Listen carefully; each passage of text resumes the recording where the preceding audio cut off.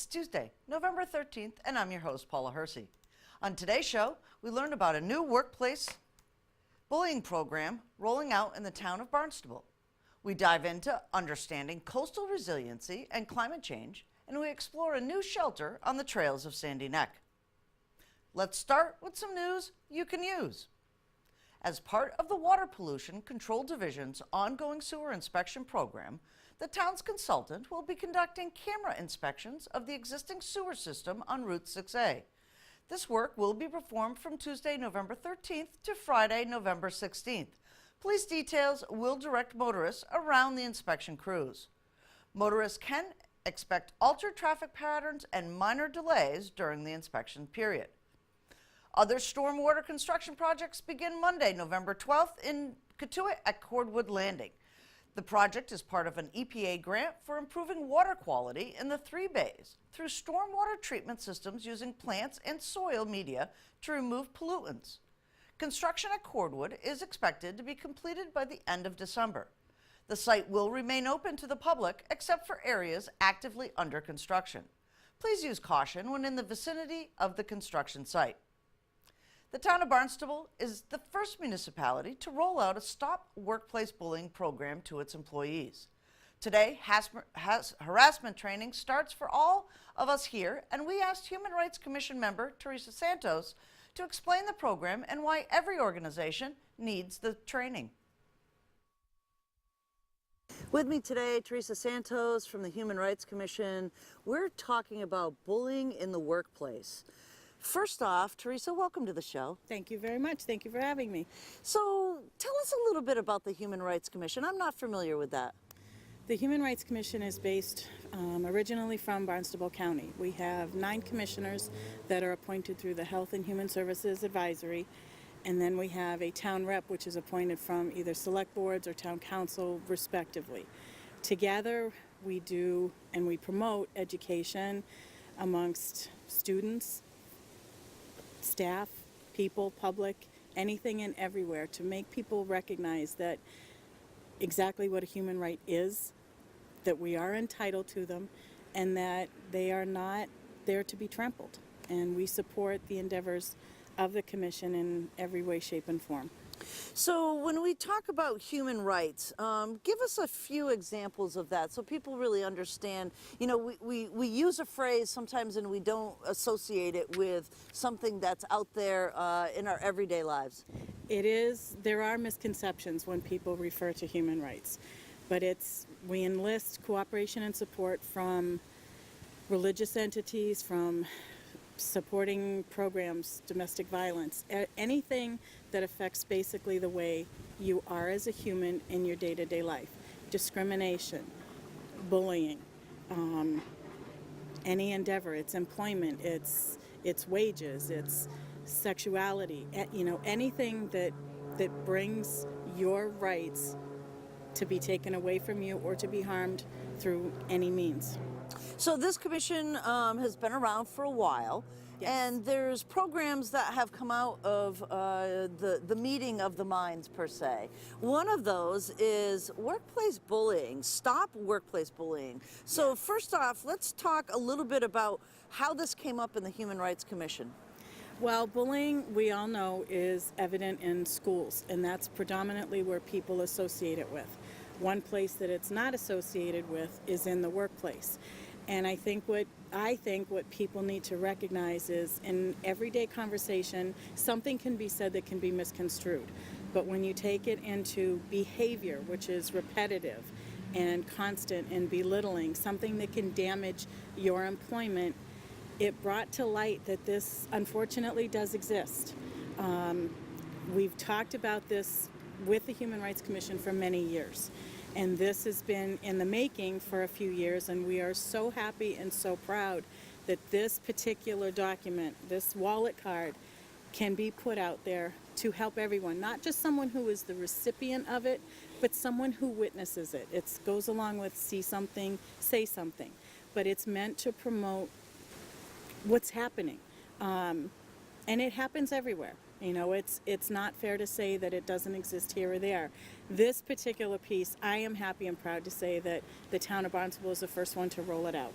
We are stepping this up. The sheet here is going to be on our Human Resources webpage. These wallet cards are going to be placed in strategic areas, in my office, in the HR office, in break rooms, different places throughout all the town entities, so that you're walking by and you're thinking of something and you want to see what it is, you just grab one and look at it. And if that brings to light that you saw or said something, this is where this comes in handy. The other valuable tool with it is if you have this with you and you are out in a restaurant or a retail establishment, that's a see something, say something as well. Right, so let's just back up a little bit. Bullying can also be harassment, Yes. or intimidation. Yes. And it comes in many forms. And sometimes the folks that may actually be bullying or intimidating don't actually realize it. That is absolutely correct. So how does this card help folks that may experience that or witness that kind of come to terms with, is this bullying or is this intimidation? It comes down to a conversation.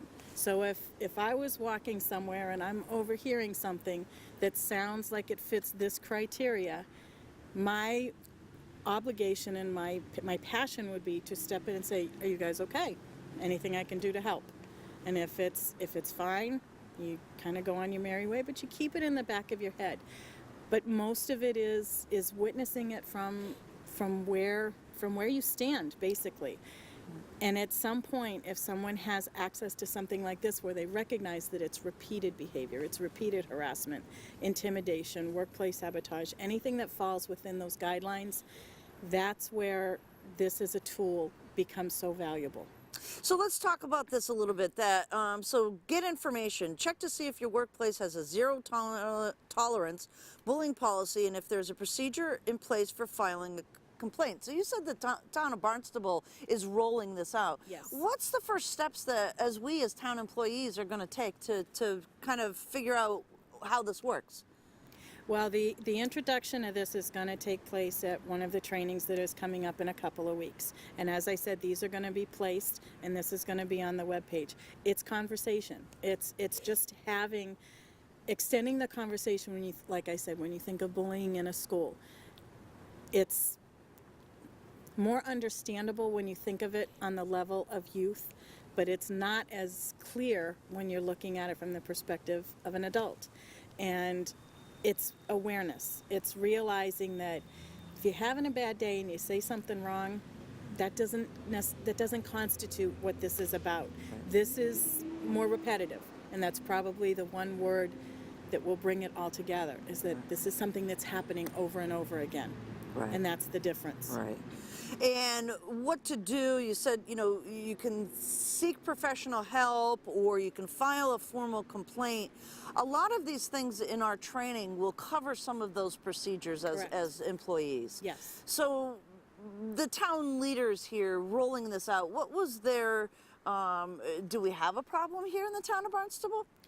No, I would say my answer that I would love to say is no. But on occasion there have been instances, and when you have a conversation about it, you need to bring it to light. It's the old adage that says if you have a problem and you don't say anything, there's no action to take. So if there is a problem, you need to have the conversation and work through whatever those issues may be. There are times when having that conversation, be it with a supervisor or a colleague, is difficult and it's uncomfortable, and sometimes there's fear that's involved with it. But everything can be misconstrued, and it could break it down into different type of training, different type of instruction in your position. Not everybody gets along, and that's okay. Right. It's perfectly fine to not click with someone, but it's not okay to create a repetitive environment that is fearful or uncomfortable. That's great information. Anything else that you want folks out there to understand about workplace bullying or this new program that's being rolled out? Well, there's resources on bullying no matter where you look, and a lot of times Google can be very dangerous. But as I said, this is going to be on our website. They can always reach out to the Human Rights Commission, to our HR department, which is amazing, and the tools are there. And we want to be able to empower people to be comfortable in what they do. And that only makes us stronger as an individual, stronger as a team player, and stronger as a municipal employee. Excellent. Thanks so much, Teresa. Thank you very much.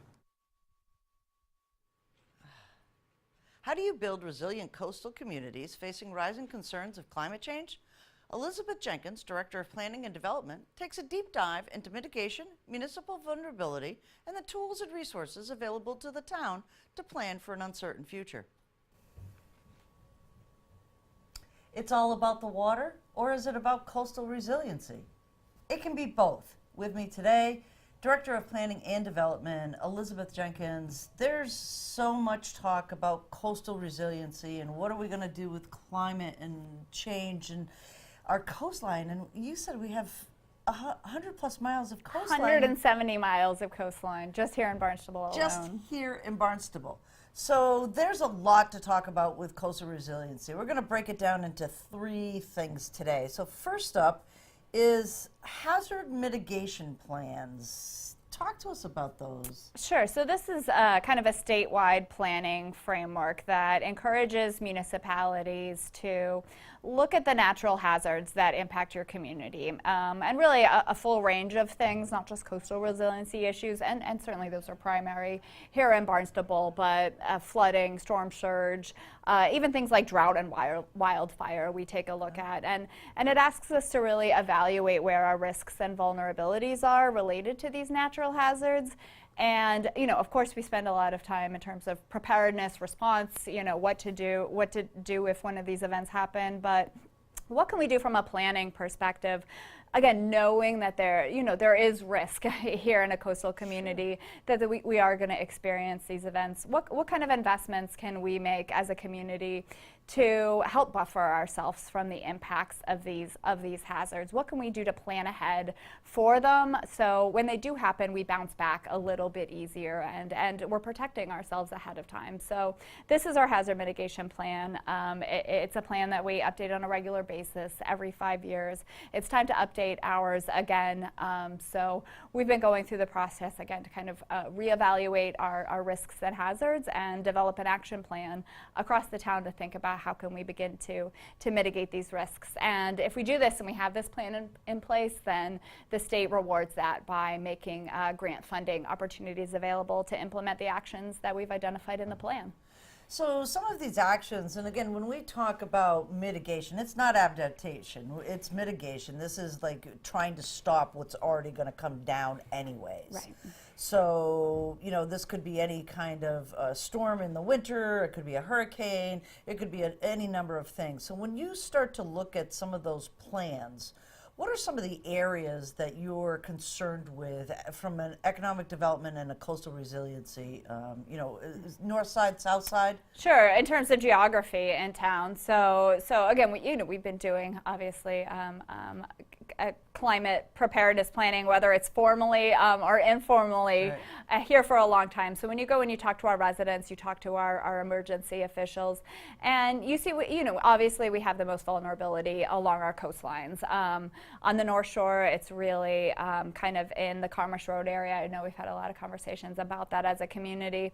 A lot of the north side is sheltered by Sandy Neck, which is a barrier beach, but that area is, it doesn't get that protection from that Sandy Neck barrier beach. So it becomes very vulnerable in terms of flooding that comes both from the inland marshes as well as from the ocean. And then the south side, another barrier beach, we have the Long Beach barrier beach, which is in that case a developed barrier beach. We're very fortunate that Sandy Neck on the north side is a preserved and undeveloped barrier beach, so functions in a very natural way. But on the south side, the Long Beach barrier beach is a developed barrier beach, has a lot of real estate developed there. So we see a lot of vulnerability there, and really up through that whole Centerville River system, a lot of flood zone and vulnerable properties.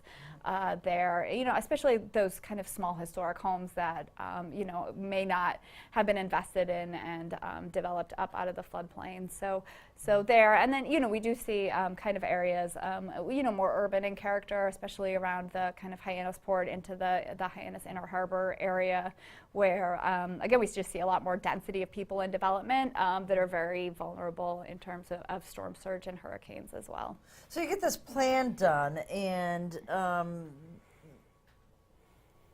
the state's going to give out grants to do specific things, but it's the municipal vulnerability preparedness. Yeah. So, I mean, let's give everything a really long name, but we'll just call it MVP, right? Right.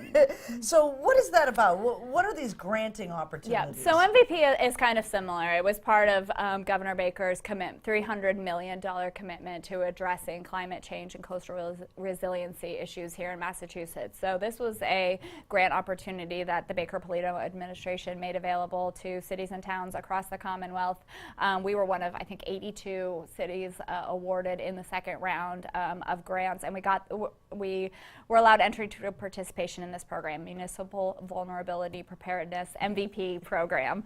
And what this does is it's similar to the hazard mitigation planning framework that the state asks us to do, but it takes it a step forward a little bit and asks us not just to look at the hazards that we've faced historically as a community, but ones that we expect to face in light of things like rising sea levels and climate change. So in working with some of the kind of state-sponsored research that's gone on around that, integrating that into our preparedness and response planning here in town, and thinking about our infrastructure impacts, but also our environmental impacts and our social impacts of climate change going forward. So what this process is essentially it will engage interested parties. If anybody's interested, please contact us in a comprehensive one-day workshop that looks to evaluate this. Again, really understanding what our risks and vulnerabilities are, and looking at it through these different and multiple lenses,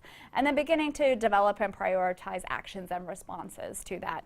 And much like the hazard mitigation plan, by doing this and completing this process allows us access to a second round of action grants to implement the actions identified in the plan. Right. So Massachusetts and Governor Baker's administration has really literally taken this climate change and coastal resiliency opportunities and challenges to heart, has funded a lot of different things, has also funded a pilot program for the town of Barnstable. Yeah, and that comes from a little bit of a different place. That's actually federal funding. Okay. It comes from the National Oceanic and Atmospheric Administration, and that was actually a grant that was given to our regional planning agency, the Cape Cod Commission, to look at, again, we're a coastal community, understanding what our impacts are, and this project, I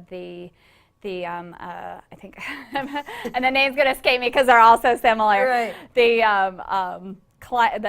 Resilient Cape Cod, the Resilient Cape Cod, a regional project. Again, the Resilient Cape Cod project looks at what are the coastal impacts from flooding, storm surge, and coastal erosion. So kind of the three major impacts that we see on the coast, and what are potential responses to that we're going to have as a region, and also looking at that on a neighborhood scale.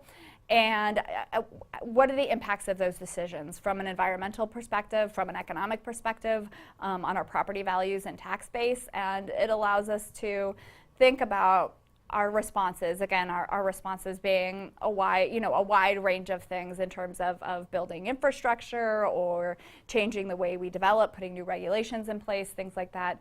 And what are the kind of follow-on impacts of that from those different perspectives? So this is a project that the Commission's been working on. They've been kind of in the early phases of that, developing out this matrix of different responses with scientists and other sort of experts across the Cape, and putting it together into what they call a decision support tool that'll help take all this kind of information and economic analysis. They've engaged an environmental economist actually to look at the impacts of applying these different solutions, climate solutions, And they've developed this into a tool. And Barnstable is going to be our pilot community where we go out and test this tool and see what kind of values that certainly making these different decisions will have on our community.